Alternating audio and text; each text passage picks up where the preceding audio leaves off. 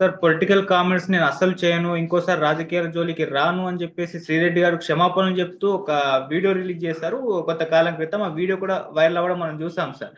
అయితే అసలు రాధిక పొలిటిక్స్ జోలికి వెళ్ళిపోయారు అని చెప్పేసి చాలా మంది అనుకున్నారు. కాకపోతే ఇప్పుడు శ్రీరెడ్డి గారు ఒక ట్వీట్ చేశారు, అది కూడా లోకేష్ గారిని అన్నాన్ని సంబోధిస్తూ, పవన్ కళ్యాణ్ గారిని బావాన్ని సంబోధిస్తూ, వీళ్ళిద్దరి మధ్య కలుపుకొని, అంటే వీళ్ళిద్దరి గురించి ఒక ట్వీట్ చేశారు. అది ఇప్పుడు రాజకీయ వర్గాల్లో చర్చ జరుగుతుంది అని కూడా అంటున్నారు. అంటే ఆల్రెడీ క్షమాపణలు చెప్పి రాజకీయాల జోలికి రానున్న శ్రీరెడ్డి మళ్ళీ ఎందుకు ఈ ట్వీట్ చేసినట్టు, అసలు ఆ ట్వీట్ లో ఏముంది, దానిపైన జనసేన వాళ్ళు కూడా సీరియస్ అవుతున్నారని కూడా వార్తలు వినిపిస్తున్నాయి సార్. అసలు ఏం జరిగింది? మామూలుగా శ్రీరెడ్డి లాంటి వాళ్ళు సైలెంట్ అయిపోతే మనలాంటి ఛానల్స్, వెబ్సైట్స్, ప్రజలు ఏమైపోవాలి? ఎందుకంటే ఆ, మన రెండు తెలుగు రాష్ట్రాల్లో చెప్పాలంటే ఆంధ్ర ప్రదేశ్ రాజకీయాలే అందరికి ఇంట్రెస్ట్. తెలంగాణ ప్రజలు కూడా ఎక్కువగా ఆంధ్ర పాలిటిక్స్ చూడడానికే ఇష్టపడతారు. ఎందుకంటే దాంట్లో బోల్డ్ డ్రామా, బోల్డ్ ఫన్, కామెడీ అన్నీ ఉంటాయి అన్నమాట. సో ఇవన్నీ మనకి ఇచ్చే వాళ్ళల్లో శ్రీరెడ్డి, రోజా, అంతకుముందు కొడాలి నాని, ఆ, ఇట్లాంటి వాళ్ళంతా ఆ, ఉండడం, వాళ్ళ వీడియోలు వైరల్ అవ్వడం, చిన్న ఘర్షణలు జరగడం, దాని చుట్టూ కామెడీ, ఇవన్నీ ఇంట్రెస్టింగ్ ట్విస్ట్లు, టర్న్లు పొలిటికల్ డ్రామాలో ఉంటాయి. సో అది మిస్ అయింది అనమాట ఇప్పుడు. అందువల్ల మామూలుగా శ్రీరెడ్డి వీళ్ళకి అందరికి ఏంటంటే, వీళ్ళు చంద్రబాబు ప్రభుత్వం సీరియస్ గా తీసుకొని ఆ, వైసీపీ సోషల్ మీడియాని దెబ్బ కొట్టేసే కార్యక్రమంలో ఉన్నారు. ఆల్రెడీ సక్సెస్ కూడా అయ్యారు. ఈ మధ్య కాలంలో చూస్తే వైసీపీ సోషల్ మీడియా పూర్తి డీయాక్టివేట్ అయిపోయింది. అలాంటి క్రమంలో శ్రీరెడ్డి కూడా భయం స్టార్ట్ అయింది. ఎందుకంటే ఆమె మీద ఆల్రెడీ కర్నూలులో కేసు పెట్టారు, ఇంకో కొన్ని చోట్ల కేసులు పెట్టారు. ఆమెను అరెస్ట్ చేస్తారన్న ఒక వాతావరణం ఏర్పడింది. చెన్నైకి పోలీసులు వెళ్ళి ఆమె తీసుకొస్తారని. ఈ క్రమంలో శ్రీరెడ్డికి భయం స్టార్ట్ అయింది. ఎందుకన్నా మంచిది ముందుగా మనం కూడా సారీ చెప్పేద్దామని శ్రీరెడ్డి ట్రై చేసింది. ఆల్రెడీ మనం చూసాము, పోసాని కృష్ణమురళి సారీ చెప్పి నేను రాజకీయాలకు గుడ్ బై చెప్తున్నాను అన్నాడు. ఆలీ రాజకీయాలకు గుడ్ బై చెప్పాడు. ఇటు రోజే కొద్ది రోజులు సైలెంట్ అయిపోయింది. తర్వాత కొడాలి నాని ఎక్కడున్నాడో తెలియట్లేదు. వల్లభనేని వంశీ తెలుగుదేశం మంత్రి ఒక ఆయన కాపాడుతున్నాడని వార్తలు వస్తున్నాయి. ఈ క్రమంలో ఏంటంటే శ్రీరెడ్డి కూడా సారీ చెప్తూ, లోకేష్ అన్న నన్ను క్షమించండి, పవన్ సార్ నన్ను క్షమించండి, నేను మిమ్మల్ని హత్య చేశాను, ఇక్కడ మీ జోలికి రాను, సోషల్ మీడియాలోనే ఉండను, ఇలాగా స్టేట్మెంట్ ఇచ్చింది. దాంతో ఆమె అరెస్ట్ కూడా విచిత్రంగా ఆగిపోయింది. ఆమె అరెస్ట్ చేయలేదు ఆమెను. సో అందరూ ఏమనుకున్నారంటే ఇంక శ్రీరెడ్డి రాజకీయాల నుంచి లేదా పబ్లిక్ ప్లాట్ఫామ్స్ నుంచి వెళ్ళిపోతుంది అని అనుకున్నారు. కానీ నిన్న ఒక విచిత్రమైన ట్వీట్ చేసింది. అదేంటంటే నేను యాజ్ ఇట్ ఈజ్ చదువుతాను. ఓ లోకేష్ అన్నో, నువ్వు సీఎం అవుతావేమోనని పవన్ బాబులో ఆల్రెడీ ఇన్సెక్యూరిటీ స్టార్ట్ అయిందయ్యో. నువ్వు మా బావ సొంత కథలు రాసేసుకుంటున్నాడు, జాగ్రత్త అయ్యో అని పెట్టింది. అని పెట్టి తెలుగుదేశానికి షేక్ హ్యాండ్ సింబల్ పెట్టింది అనమాట, స్మైలీ. అంటే అర్థం తెలుగుదేశానికి నేను షేక్ హ్యాండ్ ఇస్తాను అంటే తెలుగుదేశం, నాకు తెలుగుదేశంతో కావాలి పెట్టింది. ఇంతకు ముందు కూడా ఆమెని జగన్ ఎప్పుడు కూడా అఫీషియల్ గా అపాయింట్ చేయాలి. ఆమె సెల్ఫ్ అపాయింటెడ్ జగన్ సైన్యం అనమాట. అలాగే ఇప్పుడు ఆమె లోకేష్ సైన్యంలో చేరుతున్నట్టుగా మనకు అర్థమవుతుంది. అంటే లోకేష్ సీఎం అవుతాడేమో అని పవన్ కళ్యాణ్ లో ఇన్సెక్యూరిటీ స్టార్ట్ అయింది. అందుకనే అతను సొంత కథలు రాసుకుంటున్నాడు, నువ్వు జాగ్రత్తగా ఉండు. అయితే ఇక్కడ ఆమె కామెడీగా పెట్టినా ఇందులో వాస్తవం ఉంది. ఆమె చెప్పేదే కాదు, ఆల్రెడీ నిన్న మన ఆంధ్రజ్యోతి రాధాకృష్ణ కూడా ఇదే అంశాన్ని హైలైట్ చేశాడు. యాక్చువల్గా ఆంధ్రప్రదేశ్లో ఇప్పుడు ఇదే చర్చ జరుగుతుంది. అంటే లోకేష్ సీఎం అవ్వకుండా పవన్ కళ్యాణ్ ఇప్పటి నుంచే జాగ్రత్త పడుతున్నాడు. అందుకని ఆయన పవన్ కళ్యాణ్ని జాగ్రత్తగా మనం గమనిస్తే చంద్రబాబు, ఆయన ఇంకా 25 ఏళ్ళు చంద్రబాబు సీఎం ఉండాలి అని చాలాసార్లు చెప్పాడు. 10 ఏళ్ళు అయితే గ్యారంటీ చెప్పాడు. 10 ఏళ్ళు చంద్రబాబు సీఎంగా ఉంటాడు, నేను ఆయన నాయకత్వంలో పనిచేస్తాను. ఇప్పుడు చంద్రబాబు సీఎం ఉండాలా, లోకేష్ సీఎం ఉండాలా డిసైడ్ చేసుకోవాల్సింది ఎవరు? తెలుగుదేశం పార్టీ. చంద్రబాబు ముందున్న కర్తవ్యం ఏమిటి? తను యాక్టివ్గా ఉన్నప్పుడే లోకేష్ని సీఎంగా చేసి రాజకీయాల్లో సెటిల్ చేయాలి. ఎందుకంటే తను వెళ్ళిపోయినాక లోకేష్ పార్టీని కంట్రోల్లో పెట్టుకోగలడా? పార్టీలో సీనియర్స్ లోకేష్ని నాయకుడిగా ఒప్పుకుంటారా? లోకేష్ తనలాగా స్కీములు, వ్యూహాలు, ఎత్తుగడలు వేయగలడా? అటు బీజేపీని డీల్ చేయగలడా, ఇటు జగన్ని డీల్ చేయగలడా, ఇటు పవన్ కళ్యాణ్ని డీల్ చేయగలడా, ఇవన్నీ చంద్రబాబుకి టెన్షన్ ఉంటుంది. అందుకని చంద్రబాబు ఏం చేస్తున్నాడంటే గవర్నెన్స్ లో లోకేష్ కి కంప్లీట్ గా పగ్గాలు వదిలేసినట్టు కనబడుతుంది మనకి. అందుకనే లోకేష్ ఏం చేస్తున్నాడు అంటే కొత్త టీముని తీసుకొచ్చి పెట్టుకుంటున్నాడు అన్నిట్లో. నేను మార్నింగ్ కూడా చెప్పాను, అక్కడ లక్ష్మణ్ రావు అని తిరుమలలో పెట్టాడు. ఇంకొక కథనం వచ్చింది, అదేంటంటే కిలాడి విశాఖలో కిలాడి పేరుతో ఆల్రెడీ ఈనాడులో వచ్చింది. సో లోకేష్ ఏం చేస్తున్నాడంటే తన టీముని గవర్నెన్స్ లో కీలకంగా రోల్స్ ఇచ్చి పెట్టుకుంటున్నాడు. అట్లాగే మనకు తెలుసు టీటీడీ చైర్మన్ గా బిఆర్ నాయుడిని అపాయింట్ చేయడం అని కూడా లోకేష్ ఉంది. అట్లాగే రాజ్యసభకి సానా సతీష్ లాంటి వాళ్ళని పంపించడం అని కూడా లోకేష్ ఉంది.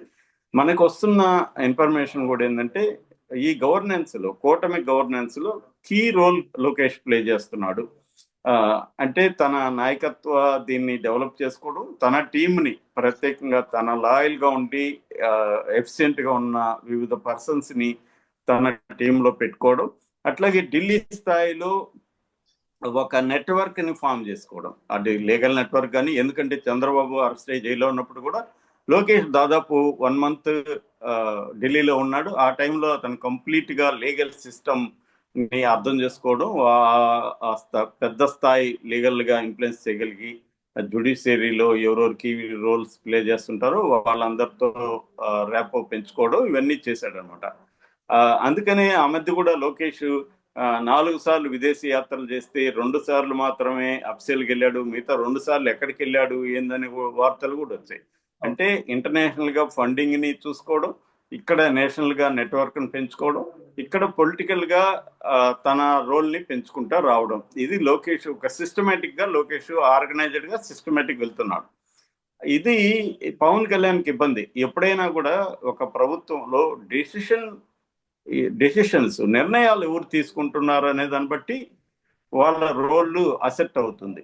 ఇక్కడ నిర్ణయాలంతా లోకేష్ తీసుకుంటుంటే పవన్ కళ్యాణ్ ఆటోమేటిక్ డమ్ అయిపోతాడు. ఊరికి అలంకరణ కోసం పవన్ కళ్యాణ్ ఫోటోలు పెట్టడం, ఆఫీసుల్లో అక్కడక్కడ ఇవి చేయడం తప్ప గ్రౌండ్ లెవెల్లో పవన్ కళ్యాణ్కి పట్టు దొరకదు. ఎందుకంటే పవన్ కళ్యాణ్ పార్టీ, జనసేన గ్రౌండ్ లెవెల్లో స్ట్రాంగ్ పార్టీ కాదు. దానికి ఏంది, అన్ని ఏరియాలో నాయకత్వం లేరు. ఇప్పుడంటే జగన్కి వ్యతిరేక పవనాలు, ఇటు చంద్రబాబు స్ట్రాటజీ, అటు మోడీ మద్దతు, ఇవన్నీ పవన్ కి కలిసి వచ్చిన అంశాలు. కానీ పవన్ సొంతంగా ఒక పార్టీని బిల్డ్ చేసి పార్టీ నిర్మించి వచ్చిన వ్యక్తి కాదు పవన్.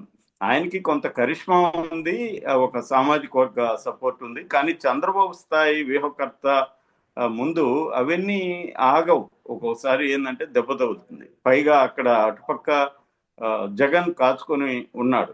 అందుకని ఇప్పుడు పవన్ ఏం చేస్తున్నాడంటే ఈ కూటమి తప్పులతో నాకు సంబంధం లేదు, ఈ కూటమి సాధించిన విజయాలతో మాత్రమే నాకు సంబంధం ఉంది అన్నది పంపిస్తున్నాడు. ఇప్పుడు ప్రతి ప్రభుత్వంలో తప్పులు జరుగుతాయి. ఆ తప్పుల్ని ఎలా డీల్ చేస్తున్నాము, ఆ తప్పుల్ని పెరగకుండా ఎట్లా సమీక్షించుకొని ముందుకెళ్తున్నాం అనేది ఎప్పుడు కానీ మంచి ప్రభుత్వాలు చేయాల్సిన పని అదే. తప్పులే జరగకుండా ప్రభుత్వాలు పనిచేయలేవు. ఎందుకంటే ఇవాళ ఉన్న మోడల్ ఏంటి, ఓటర్స్ కి డబ్బులు ఇవ్వాలి, ఖర్చు పెట్టాలి, ఎలక్షన్ లో గెలవాలి. ఇది కదా మరి. ఈ అంటే ఒక్కొక్క ఎమ్మెల్యే 100 కోట్లు 150 కోట్లు ఖర్చు పెడితే మళ్ళీ వెనక్కి అది సంపాదించుకోవాలి కదా. కాబట్టి అవినీతి అనేది కంపల్సరీగా ఉంటుంది. అది ఏ పొలిటికల్ పార్టీ ఉన్నా అవినీతి అనేది మస్ట్ అనమాట. రెండోది ఆశ్రిత పక్షపాతం అంటారు. అంటే తన టీముల్ని, తన మనుషుల్ని ఎక్కడికక్కడ పెట్టుకోవడం.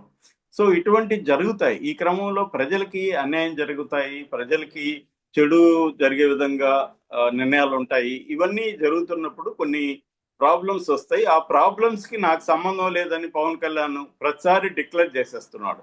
చేసేసి తానే ప్రతిపక్షంలాగా బిహేవ్ చేస్తున్నాడు. అంటే ఒక పక్క లోకేష్ ఏమో ప్రజలతో సంబంధాన్ని కట్ చేసుకొని పవన్ కళ్యాణ్కి ఇబ్బంది కలగకుండా, తాను పైకి ఫోకస్ కాకుండా అండర్ కరెంట్ గా లోకేష్ పని చేసుకుంటూ వెళ్తున్నాడు. ఎందుకంటే చంద్రబాబు ముందున్న స్ట్రాటజీ ఏంటంటే మళ్ళీ 2029లో ఎన్నికలకు వెళ్ళాలంటే పవన్ కళ్యాణ్ కి ఇంపార్టెన్స్ ఇస్తూ ఉండాలి. ఇంపార్టెన్స్ ఇవ్వకపోతే అతను ఏమన్నా అలిగి బీజేపీతో వెళ్ళిపోతే చంద్రబాబు మళ్ళీ గెలవడానికి సంబంధించి చంద్రబాబు డౌట్లు ఉన్నాయి. ఇండిపెండెంట్ మనం గెలవలేమనేది చంద్రబాబుకు ఉన్న పరిస్థితి. రెండోది, మోడీతో గొడవ పడడానికి చంద్రబాబు రెడీగా లేడు. ఈ కాంటెక్స్ట్ లో చాలా కత్తి మీద సాము చంద్రబాబు వీళ్ళిద్దరి మధ్య డీల్ చేయడం. పవన్ కళ్యాణ్కి ఏమో తాను సీఎం కావాలి, తాను సీఎం కావాలంటే లోకేష్ ఎలివేట్ కాకూడదు, లోకేష్ ఎలివేట్ అయితే తనకి ఇబ్బంది. తాను చంద్రబాబును పొగుడుతున్నట్టే తనను తాను ఫోకస్ చేసుకొని నేను ఇంపార్టెంట్ ఈ గవర్నమెంట్ లో, లోకేష్ కాదు, లోకేష్ అపాయింట్ చేసిన బిఆర్ నాయుడు దగ్గర కూడా సారీ చెప్పించాడంటే పవన్ కళ్యాణ్ ఒక స్ట్రాటజిక్ గా వెళ్తున్నాడు. సో ఇదే ఆ అమ్మాయి చెప్పింది. నిజానికి శ్రీరెడ్డి పెట్టిన ట్వీట్ లో ఏమీ అసభ్యత లేదు, సరదాగా అమ్మాయి స్టైల్లో పెట్టింది. కానీ కంటెంట్ సంబంధించి శ్రీరెడ్డి పెట్టింది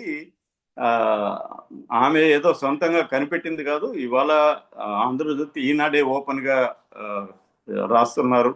ఆంధ్రజ్యోతి రాధాకృష్ణ అయితే కొత్త పలుకులో రాశాడు, అంతకుముందు కూడా అనేక సార్లు రాస్తున్నాడు.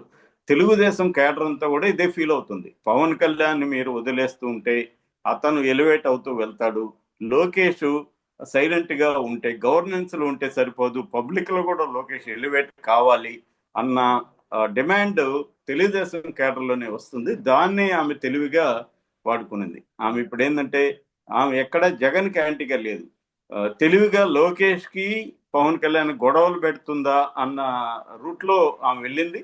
కానీ గొడవలు పెట్టడం కాదు, ఆ మాట్లాడిన దాంట్లో వాస్తవం అయితే ఉందన్నమాట. దీన్ని ఎలా అడ్రస్ చేస్తారు, లోకేష్ దీన్ని ఎలా డీల్ చేస్తాడు అనేది వెరీ ఇంపార్టెంట్. పవన్ కళ్యాణ్ ఇప్పటి వరకు అయితే పవన్ కళ్యాణ్ అప్పర్ హ్యాండ్ లో కనిపిస్తున్నాడు మనకి. Okay sir, thank you so much.